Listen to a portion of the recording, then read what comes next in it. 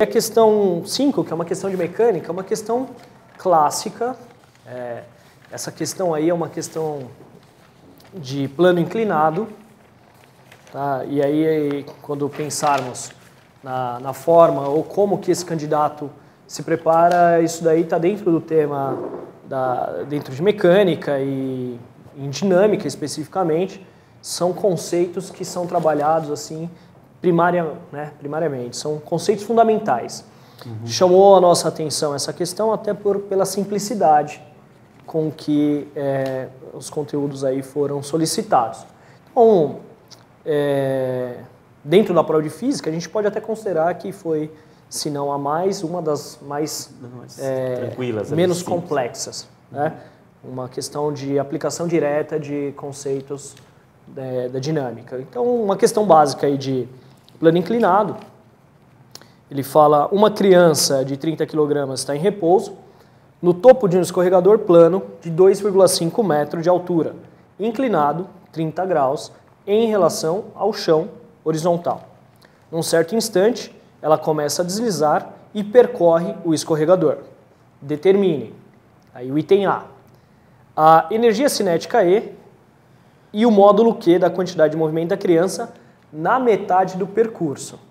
É claro que quando o candidato ele dá início à sua resolução, eu indico, né, e sempre penso que um desenho ajuda bastante. Eu ia te perguntar isso, assim, porque quando você começou a falar, eu comecei a desenhar. Sim. Será que um desenho ajudaria o aluno? Sem dúvida, um diagrama. O diagrama é necessário, até para que ele possa determinar as componentes que serão solicitadas. Mas uma figura, um desenho ajudaria muito a compreensão do que foi solicitado. Um desenho pode ajudar também na hora da correção? O corretor pode olhar e falar, pô, o cara fez um esforço aqui. Bom, não ajuda nada. Quando a FUVEST, ou o exame, né, no caso a FUVEST hoje, indica determine, o desenho não é importante. Determine, e ela quer as grandezas, solicita as grandezas, no caso energia, quantidade de movimento. Então o desenho para essa questão específica não ajudaria em nada. Agora é óbvio que em algumas questões anteriores, né, não foi o caso nesse nosso exame 2015, mas em questões anteriores, quando o diagrama ou uma figura é solicitada, haverá ou há o espaço aí para essa figurinha na folha de respostas.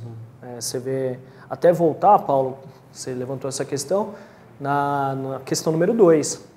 Nós temos o gráfico já na folha de respostas para que o aluno tenha ali as suas indicações, tá bom?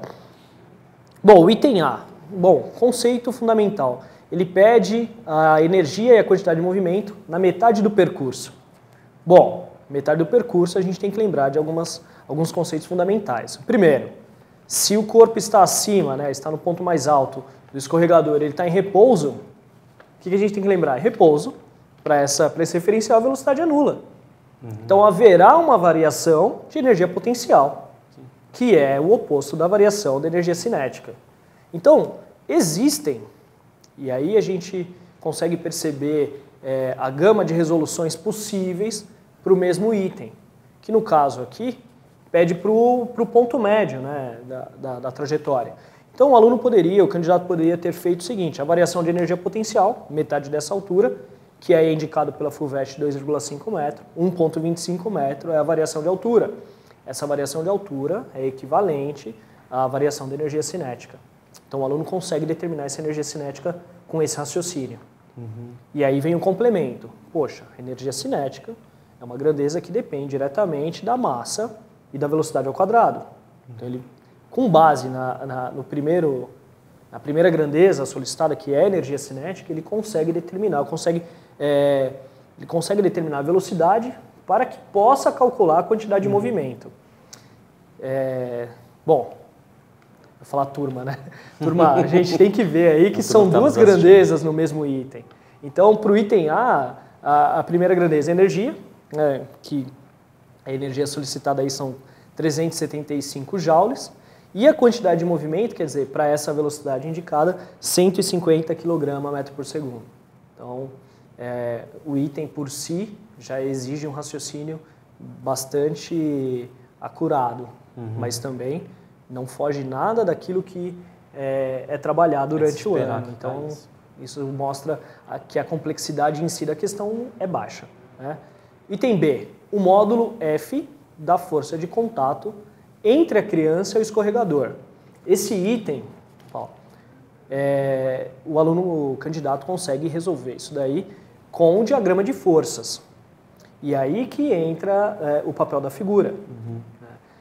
O diagrama de forças no caso aí, é para que você entenda, né, para que você possa indicar as forças que são aplicadas ao corpo.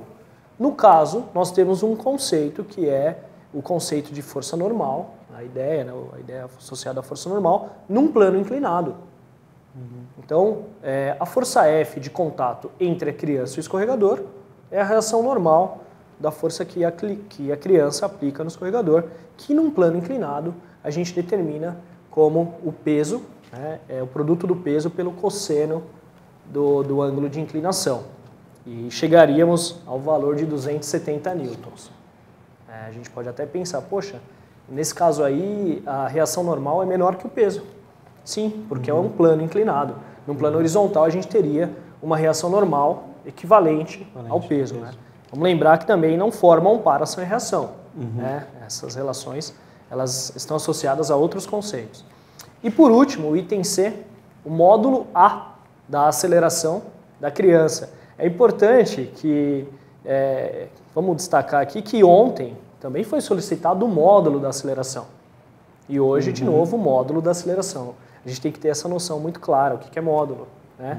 A FUVEST, no caso, está interessada apenas na quantidade dessa grandeza, no valor numérico dessa grandeza associado à sua unidade de medida, que no caso, né, por ser um plano inclinado, a gente tem aí 5 metros por segundo ao quadrado. Quer dizer, essa criança desce esse acelerador com a aceleração em módulo de 5 metros por segundo ao quadrado. De maneira geral, a prova foi muito bem distribuída e tem que destacar que o grau de complexidade nas outras questões foi superior até a essas, né?